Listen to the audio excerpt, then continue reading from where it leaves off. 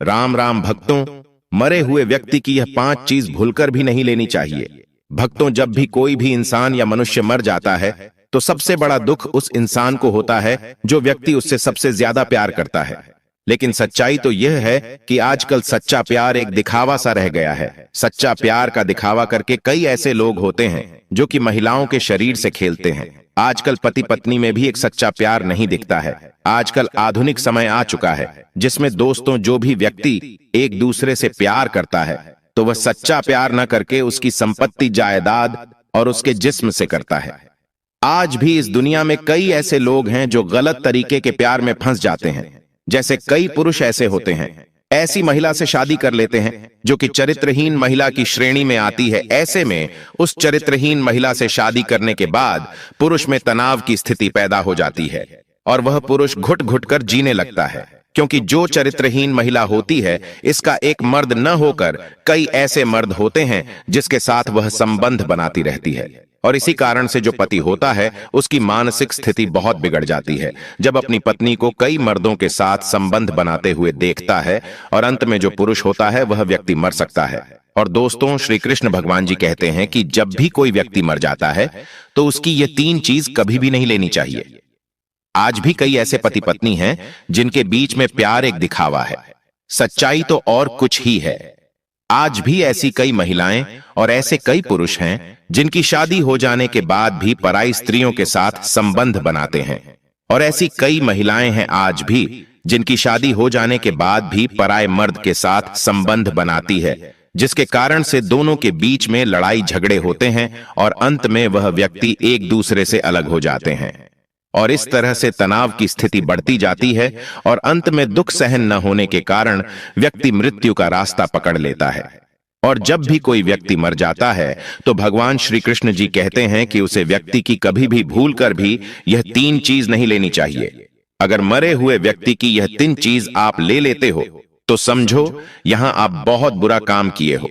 दोस्तों, मरे हुए व्यक्ति की कौन कौन सी ऐसी 3 चीज जिन्हें नहीं लेनी चाहिए, इसे बताने से पहले सबसे पहले हम आपको थोड़ा बहुत चरित्रहीन महिला के बारे में बता देते हैं ताकि आप भी मृत्यु के रास्ते में न जाएं। कोई भी मनुष्य वीडियो को छोड़ने की भूल बिल्कुल भी न करें, वरना चरित्रहीन महिला के चक्कर में फंस जाओगे।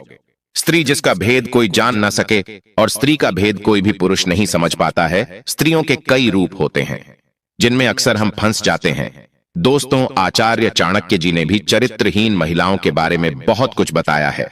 अगर आपने चाणक्य आचार्य जी के द्वारा चरित्रहीन महिलाओं के बारे में जान लिया तो आप चरित्रहीन महिलाओं के झांसे में नहीं होगे। कई बार पुरुष चाणक्य की इन बातों को ध्यान में नहीं रखता है और चरित्रहीन महिलाओं के चक्कर में फंस जाता है, और जिसके कारण से वह व्यक्ति पूरी लाइफ जिंदगी बेकार कर लेता है। चरित्रहीन महिलाओं के चक्कर में दोस्तों, चाणक्य नीति कहती है कि महिलाओं को समझना मुश्किल है। इसीलिए कहा गया है कि संसार में नारी को कोई न जाने रे, चरित्र तो देवो न जाने। चाणक्य नीति के अनुसार स्त्री को कोई नहीं समझ सकता। भारत में महिलाओं को देवी के रूप में उच्च दर्जा दिया गया है, लेकिन इस देवी के साथ अक्सर समाज द्वारा दुर्व्यवहार किया जाता है। चरित्रहीन महिलाओं के लक्षण और पहचान। चरित्रहीन महिलाओं की कैसे पहचाने? चरित्रहीन महिला की पहचान।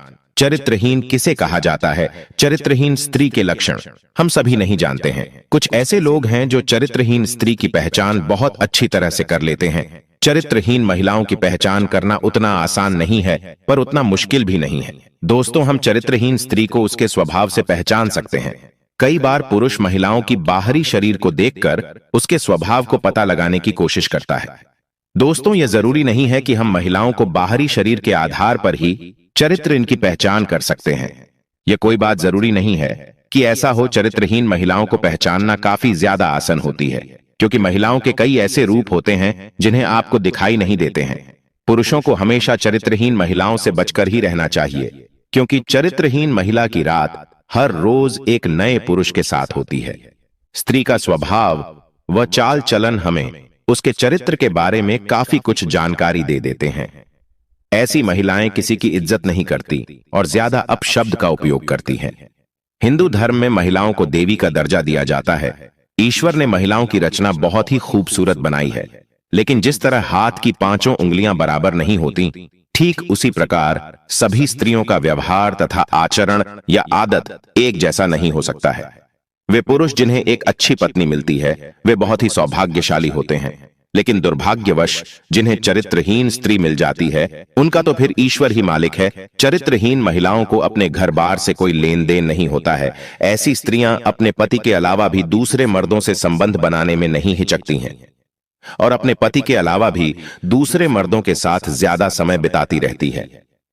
वीडियो में आगे बढ़ने से पहले बजरंगबली जी, जो भी भक्त इस वीडियो को देख रहा है उसके घर में सुख समृद्धि आए, उसके घर में कोई भी परेशानी नहीं आए और पूरा परिवार सुख शांति से अपना जीवन यापन करे। दोस्तों, अगर तुम में से कोई जय जय बजरंगबली जी को मानता है तो अगर सच में ही भक्त हैं, आप इस वीडियो को लाइक कर नीचे कमेंट बॉक्स में एक बार जय जय बजरंगबली लिख देना। जो भी भक्त कमेंट बॉक्स में जय जय बजरंगबली लिखता है तो उसके मन में जो भी मनोकामना है वह पूरी कर देना। दोस्तों, गरुड़ पुराण में भगवान श्री कृष्ण ने गरुड़ जी को मृत व्यक्ति की ऐसी चीजों के बारे में बताया है जिनका इस्तेमाल किसी भी जीवित व्यक्ति को नहीं करना चाहिए। भगवान श्री कृष्ण कहते हैं कि प्रकृति का यह नियम है कि जिसका भी जन्म हुआ है उसकी मृत्यु भी निश्चित ही है। मृत्यु ऐसा सत्य है जिसे कोई भी नकार नहीं सकता है। मृत्यु निकट आने पर मनुष्य को अपने शरीर का त्याग अवश्य ही करना पड़ता है और शरीर के साथ वह व्यक्ति सभी भौतिक वस्तुओं का भी त्याग कर देता है। अर्थात मनुष्य मृत्यु के पश्चात इस मृत्युलोक की कोई भी वस्तु अपने साथ लेकर नहीं जा सकता है। उसके साथ केवल उसके पाप और पुण्य ही जाते हैं। यदि किसी मनुष्य ने अपने जीवन काल में पाप से अधिक पुण्य किए हैं तो उसे मृत्यु के समय कोई कष्ट नहीं होता है और उसके प्राण सहज गति से निकलते हैं। लेकिन जिस व्यक्ति ने जीवन भर पाप किए हो उसकी मृत्यु बहुत दर्दनाक होती है। उसे मृत्यु के समय बहुत पीड़ा सहन करनी पड़ती है। यमराज के दूत उस पर बिल्कुल भी दया नहीं दिखाते हैं और उसे अपने पास में बांधकर खींचते हुए यमलोक ले जाते हैं। यमलोक जाने के मार्ग पर उस पापी व्यक्ति को बहुत दुख होता है। वह हाहाकार करता हुआ नरक के मार्ग पर चलता है। लेकिन यम के दूतों को उस पर दया नहीं आती है और वे उसे और पीड़ा देते हैं। श्री कृष्ण कहते हैं कि आत्मा का इस संसार में कुछ भी अपना नहीं है। आत्मा अमर है, उसका कभी अंत नहीं होता है। वह अपने कर्मों के अनुसार बार बार जन्म लेती है। मनुष्य का शरीर भी उसका अपना नहीं है, वह भी उसे कुछ ही समय के लिए ईश्वर द्वारा प्राप्त हुआ है जो एक दिन पंचतत्व में विलीन हो जाएगा। किंतु फिर भी मनुष्य इस संसार में जन्म लेकर कई भौतिक सुखों के मुंह में पड़ जाता है। मृत्यु के बाद भी उसका उन वस्तुओं के प्रति मोह नहीं छूटता है। श्री कृष्ण कहते हैं कि जब तक मनुष्य सांसारिक वस्तुओं का मोह त्याग करके संपूर्ण रूप से ईश्वर को अपना नहीं लेता, तब तक वह अलग अलग योनियों में जन्म लेकर पृथ्वी लोक पर ही भटकता रहता है। कभी कभी यह मोह इतना अधिक होता है कि वह मृत्यु के बाद भी इसी पृथ्वी लोक पर भ्रमण करता है, अर्थात वह प्रेत योनि धारण करता है। श्री कृष्ण कहते हैं कि यदि किसी मनुष्य की अकाल मृत्यु हो जाती है तो वह भी प्रेत योनि में चला जाता है और प्रेत योनि में वह अपने ही परिवार के लोगों को दुख देने लगता है। कई बार हम अपने मृत परिजनों की वस्तुओं को उनकी याद में अपने पास रख लेते हैं या उनकी वस्तुओं का उपयोग भी करने लग जाते हैं। लेकिन गरुड़ पुराण के अनुसार हमें मृत व्यक्ति की कुछ वस्तुओं का उपयोग कभी नहीं करना चाहिए, क्योंकि इन वस्तुओं के साथ उस मृत व्यक्ति की ऊर्जा जुड़ी हुई होती है। उस मृत व्यक्ति का उन वस्तुओं के प्रति मोह बहुत अधिक होने के कारण वह मृत्यु के बाद भी उन वस्तुओं से जुड़ा रहता है और यदि कोई इन वस्तुओं का प्रयोग करता है तो उसे कई परेशानियों का सामना करना पड़ता है। वह मृत आत्मा उसे कई प्रकार से कष्ट देने लगती है। इसलिए किसी भी मनुष्य को मरे हुए व्यक्ति की चीजों का इस्तेमाल कभी नहीं करना चाहिए। चाहे तो आप उन वस्तुओं को संभाल कर अपने घर में रख सकते हैं अथवा उन चीजों को नदी के जल में प्रवाहित कर सकते हैं, लेकिन भूल से भी उसकी वस्तुओं का इस्तेमाल नहीं करना चाहिए। उस मृत आत्मा की शांति के लिए आप उस व्यक्ति की प्रिय वस्तुओं का दान करते हैं तो यह बहुत ही शुभ होता है। गरुड़ पुराण में मृत व्यक्ति की ऐसी 3 चीजें बताई गई हैं जिनका कभी भी इस्तेमाल नहीं करना चाहिए, अन्यथा मृत व्यक्ति की आत्मा पृथ्वी लोक पर ही भटकती रहेगी और उसे कभी मोक्ष की प्राप्ति नहीं होगी अथवा उसे दूसरा शरीर भी कभी प्राप्त नहीं होगा। ऐसी आत्मा आपको भी अनेक प्रकार के कष्ट देती है। श्री कृष्ण कहते हैं, जब किसी की मृत्यु के बाद उस व्यक्ति को अगर प्रेत योनि मिलती है तो वह अपने ही परिवार को दुख देता है, इसलिए उसकी वस्तुओं का उपयोग कभी नहीं करना चाहिए। तो चलिए जान लेते हैं उन 3 वस्तुओं के बारे में जो मृत व्यक्ति की कभी भी इस्तेमाल नहीं करनी चाहिए। सबसे पहले जानते हैं घर में मृत व्यक्ति की तस्वीर कहां पर लगानी चाहिए। शास्त्रों के अनुसार प्रत्येक मनुष्य को अपने घर में पूर्वजों की तस्वीरें अथवा चित्र अवश्य लगाना चाहिए। इसे बहुत ही शुभ माना गया है। अपने मृत परिजन का चित्र बनाते समय इस बात का ध्यान रखें कि उनका चित्र अथवा तस्वीर दुखी अथवा क्रोधी अवस्था में न हो। पूर्वज चित्र में प्रसन्न दिखाई देने चाहिए। जब भी हम उनके चित्र के दर्शन करें तो हमारे मन में उनके प्रति श्रद्धा तथा प्रेम का भाव प्रकट हो।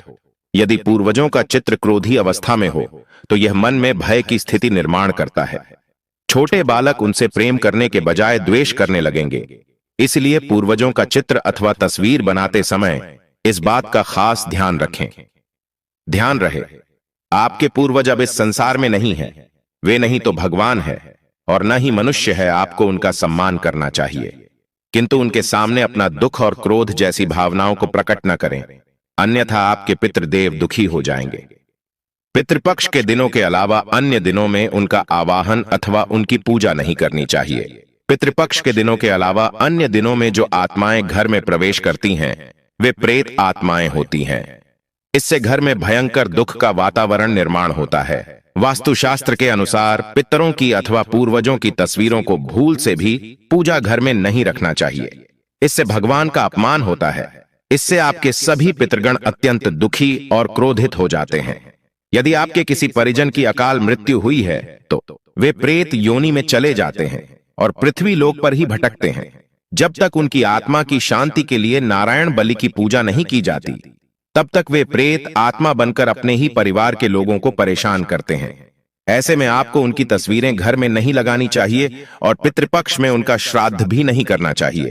पितरों की तस्वीरें सदैव ही उत्तर दिशा की दीवार पर लगानी चाहिए ताकि उनका मुख दक्षिण दिशा की तरफ होना चाहिए। इसके अलावा अन्य किसी भी दिशा में पितरों की तस्वीरें लगाना अशुभ माना गया है।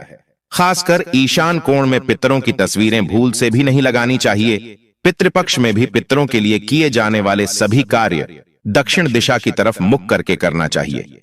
ध्यान रहे, मृत व्यक्ति के साथ कभी भी जीवित व्यक्ति की तस्वीरें नहीं लगानी चाहिए। साथ ही शयन कक्ष में और रसोई घर में पितरों की तस्वीरें न लगाएं। आइए अब जानते हैं मृत व्यक्ति की कौन सी चीजों का उपयोग नहीं करना चाहिए। सबसे पहली चीज है मृत व्यक्ति के कपड़े। गरुड़ पुराण के अनुसार मृत व्यक्ति के कपड़ों का कभी भी इस्तेमाल नहीं करना चाहिए। उन्हें भूल कर भी पहनना नहीं चाहिए। ऐसा करने से मृत व्यक्ति की आत्मा उस व्यक्ति से जुड़ जाती है जो इनका इस्तेमाल करता है। मृत व्यक्ति की यादें उस व्यक्ति को सताने लग जाती हैं जो उनके कपड़ों का इस्तेमाल करता है, जिस कारण वह व्यक्ति मानसिक और शारीरिक रूप से कमजोर हो जाता है। उस व्यक्ति को अपने मृत परिजन की ऊर्जा का एहसास भी होने लगता है। इसलिए मृत व्यक्ति के कपड़े कभी भी नहीं पहनने चाहिए। मृत व्यक्ति के कपड़े हमेशा दान कर देना चाहिए, जिससे उसकी आत्मा को शांति प्राप्त हो जाती है। दूसरी चीज है मृत व्यक्ति के गहने। गरुड़ पुराण में कहा गया है कि मृत व्यक्ति के गहने भी उसके कपड़ों की तरह ही उसकी ऊर्जा के स्रोत होते हैं। मृत व्यक्ति का अपने गहनों से लगाव कपड़ों से भी कई गुना ज्यादा होता है, क्योंकि प्रत्येक व्यक्ति गहने खुद को सुंदर प्रतीत करने के लिए पहनता है।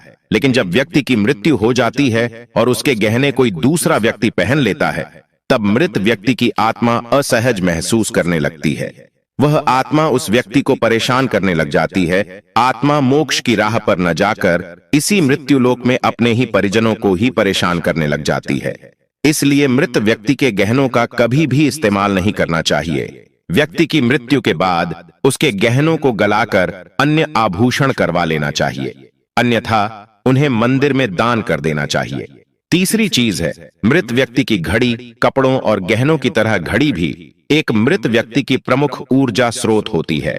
गरुड़ पुराण में घड़ी के बारे में नहीं कहा गया है, लेकिन अनेकों ज्योतिष शास्त्र यह बताते हैं कि मृत व्यक्ति की घड़ी भी उससे जुड़ाव का कार्य करती है, क्योंकि घड़ी उस व्यक्ति से जीवन भर जुड़ी रहती है और उसके समय का निर्धारण करती है। इसलिए उस व्यक्ति की मृत्यु के पश्चात उसके समय का भी अंत हो जाता है, जिस कारण उस व्यक्ति की घड़ी का कभी भी इस्तेमाल नहीं करना चाहिए। ऐसी मृत व्यक्ति की घड़ी को हमेशा दान ही करना उत्तम माना जाता है। दोस्तों, गरुड़ पुराण के अनुसार मृत्यु का समय नजदीक आने पर मनुष्य को सपने में रहस्यमय दरवाजे दिखाई देने लगते हैं। कुछ लोगों को दरवाजों से आग की लपटें आती हुई दिखाई देती हैं, तो कुछ लोगों को दिव्य प्रकाश दिखाई देता है। अगर ऐसा संकेत किसी मनुष्य को मिलता है तो उसकी मृत्यु एक दिन में हो जाती है।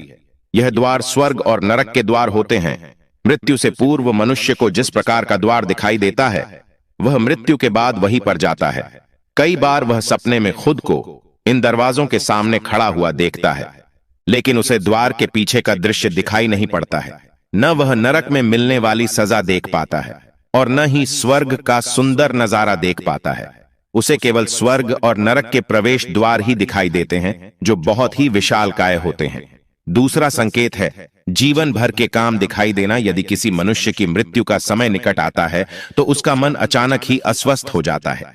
उसे अचानक ही उसके द्वारा किए गए बुरे कार्य याद आने लगते हैं। वह न चाहते हुए भी इन बुरी यादों को रोक नहीं पाता है। साथ ही उस मनुष्य को उसके द्वारा किए गए अच्छे काम भी याद आने लगते हैं। वह उस समय अपने अच्छे और बुरे कर्मों का संतुलन बनाने लग जाता है, लेकिन उसे यह नहीं पता होता है कि वह अचानक अपने कर्मों को क्यों याद कर रहा है। वह ध्यान योग की अवस्था में पहुंच जाता है।